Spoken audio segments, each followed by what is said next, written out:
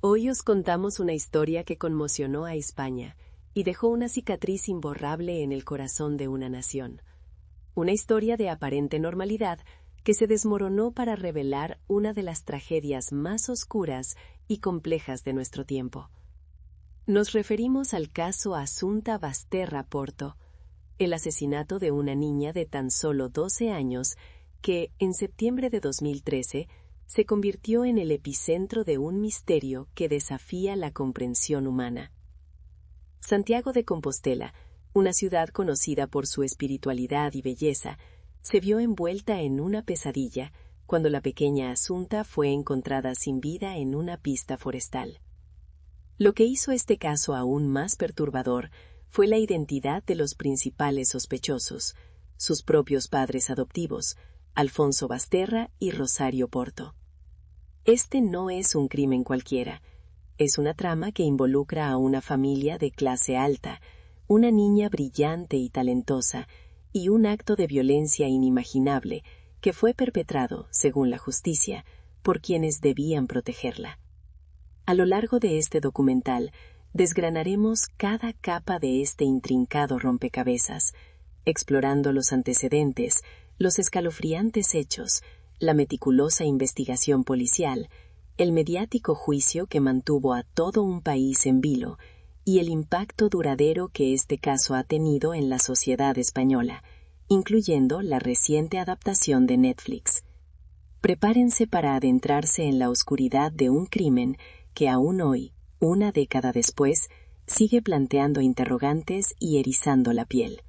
Para entender la magnitud de esta tragedia, debemos retroceder en el tiempo y conocer a la familia Basterra Porto.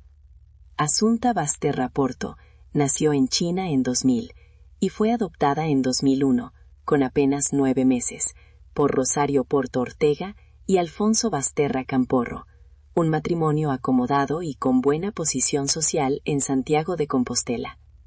Rosario era abogada y cónsul honoraria de Francia, heredera de una importante fortuna familiar, y Alfonso era periodista, aunque en los últimos años se dedicaba más a actividades comerciales y a las finanzas, viviendo principalmente de la fortuna de su esposa. Eran una pareja culta, con conexiones y una vida social activa, que ofrecía a Assunta todas las oportunidades. Assunta era una niña excepcional, inteligente, aplicada, con talentos para la música, tocaba el violín y el piano, la danza, y con facilidad para los idiomas. Era una estudiante brillante, y a primera vista, la imagen de la niña perfecta en una familia perfecta. Sin embargo, detrás de esa fachada de normalidad y éxito, se escondían problemas. El matrimonio de Rosario y Alfonso había comenzado a deteriorarse. En 2012, Rosario y Alfonso se separaron, y Rosario inició una relación con otro hombre.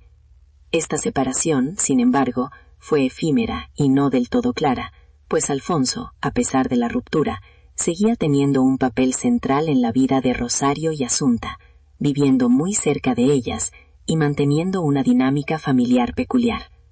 Meses antes del crimen, comenzaron a surgir incidentes extraños. En el verano de 2013, Assunta había reportado a algunos de sus profesores y amigos que sus padres le estaban dando unos polvos blancos que la hacían sentir mareada y somnolienta. Incluso, en julio de 2013, fue trasladada a urgencias con síntomas de haber sido sedada, aunque en ese momento sus padres lo atribuyeron a una reacción alérgica. Estos episodios, que en su momento pasaron desapercibidos o fueron justificados por los padres, adquirirían una relevancia escalofriante tras el asesinato.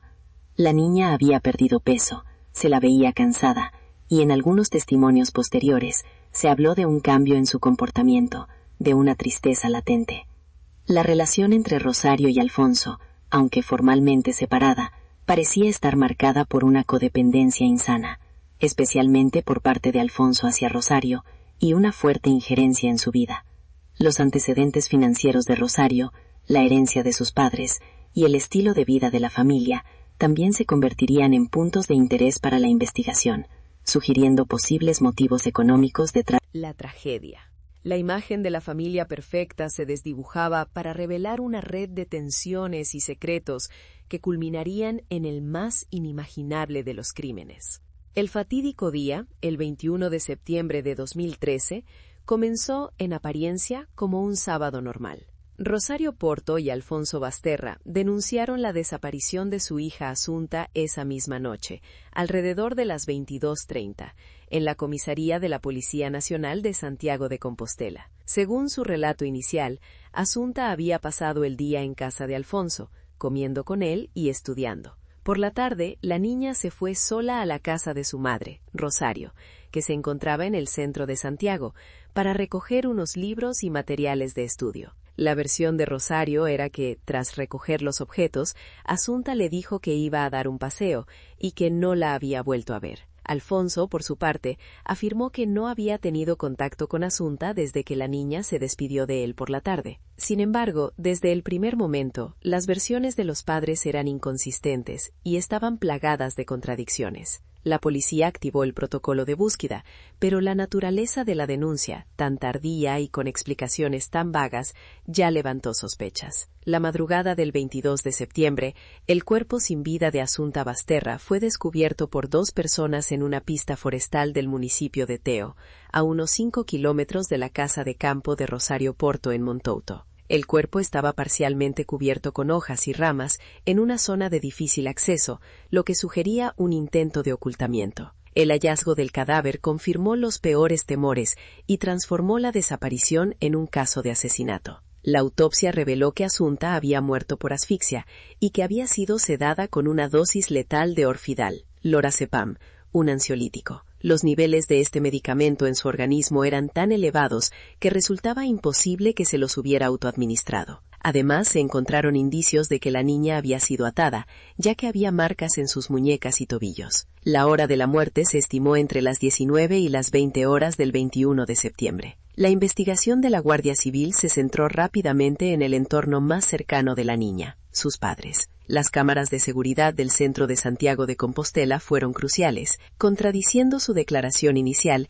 una cámara captó a Rosario Porto conduciendo su Mercedes en dirección a la casa de Teo, con Asunta sentada en el asiento del copiloto, a las 18:18 horas del 21 de septiembre. Esta imagen desmentía la versión de Rosario de que Asunta había salido a pasear y que ella había permanecido en Santiago. Posteriormente, Rosario fue vista sola regresando a Santiago. Alfonso, por su parte, no aparecía en ninguna de las grabaciones con Asunta en los momentos cruciales, pero su relato también se desmoronaba. Las contradicciones se acumularon. Rosario afirmó haber cenado con amigos esa noche, pero estos negaron haberla visto. Alfonso, que había dicho no haber visto a Asunta desde la tarde, tenía un testimonio que no encajaba con los horarios de Rosario. La cinta naranja utilizada para atar a Asunta, de la que se encontraron restos en la pista forestal, era idéntica a unas que se hallaron en la casa de Teo de Rosario. Además, en la camiseta de Asunta se encontró semen de un varón, lo que inicialmente desvió la investigación hacia una posible agresión sexual,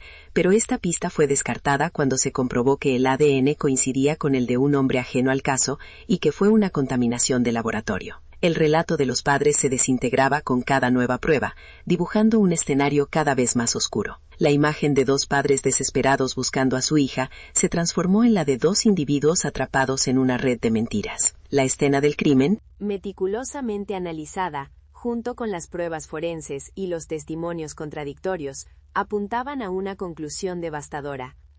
Alguien muy cercano a Asunta había sido el responsable de su muerte, y todas las miradas convergían en Alfonso Basterra y Rosario Porto. Con los hechos sobre la mesa y las inconsistencias evidentes, la Guardia Civil puso en marcha una investigación exhaustiva. El 24 de septiembre de 2013, apenas 3 días después de la desaparición y el hallazgo del cuerpo, Rosario Porto fue detenida. Al día siguiente, 25 de septiembre, Alfonso Basterra también fue arrestado. Ambos fueron imputados por el asesinato de su hija. La rapidez de las detenciones reflejó la solidez de las pruebas circunstanciales y las contradicciones en sus declaraciones. Uno de los pilares de la investigación fue el análisis de los teléfonos móviles y los ordenadores de los implicados. Se descubrió que Alfonso había borrado de su ordenador un archivo de video de Asunta que la mostraba en un estado de aparente sedación meses antes del crimen. Además, se encontró que había adquirido grandes cantidades de orfidal, el mismo ansiolítico encontrado en el cuerpo de Asunta, un medicamento que, según él, era para Rosario, pero que se había administrado a la niña en dosis letales. También se analizó un segundo teléfono móvil de Rosario que había sido extraviado y cuya tarjeta SIM había sido destruida, levantando sospechas de un intento de ocultar comunicaciones. La casa de Teo de Rosario Porto se convirtió en un punto clave. Allí se encontraron las cuerdas naranjas idénticas a las que se usaron para atar a Asunta, lo que vinculaba directamente el lugar con el crimen. Las pruebas forenses también detectaron restos de ADN de Rosario en la camiseta de Asunta, aunque esto no era inusual al tratarse de su madre. Sin embargo, la ausencia de ADN de Alfonso en la escena del crimen o en la niña fue un desafío para la acusación directa, aunque la teoría de la coautoría se basó en su implicación en la sedación y la planificación. La reconstrucción de los hechos fue vital. Se determinó que Asunta fue sedada en la casa de Alfonso o Rosario en Santiago y luego trasladada a la casa de Teo, donde se produjo la asfixia. La implicación de ambos padres en la sedación de Asunta en los meses previos al asesinato, según los testimonios de profesores y amigos, reforzó la idea de una acción premeditada y conjunta. Los polvos blancos que Asunta mencionaban eran, según la investigación, orfidal triturado.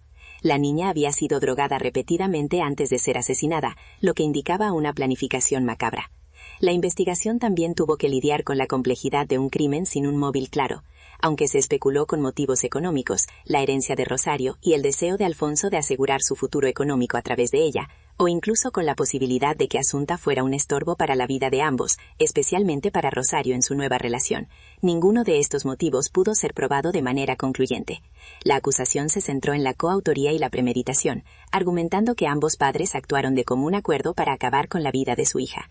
La prueba de la presencia de Asunta en el coche de Rosario camino a Teo y las contradicciones de Alfonso sellaron su destino ante los investigadores.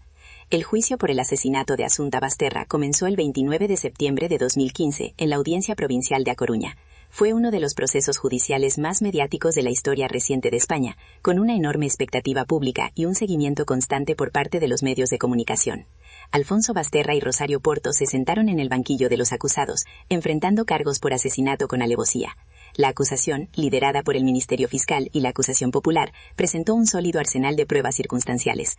Entre ellas destacaban las contradicciones en los testimonios de los padres, las grabaciones de las cámaras de seguridad que desmentían sus coartadas, el hallazgo de las cuerdas naranjas en la casa de Teo, la presencia de orfidal en el cuerpo de Asunta y la adquisición de este medicamento por parte de Alfonso, así como los testimonios de los profesores y amigos de la niña sobre los episodios de sedación previos.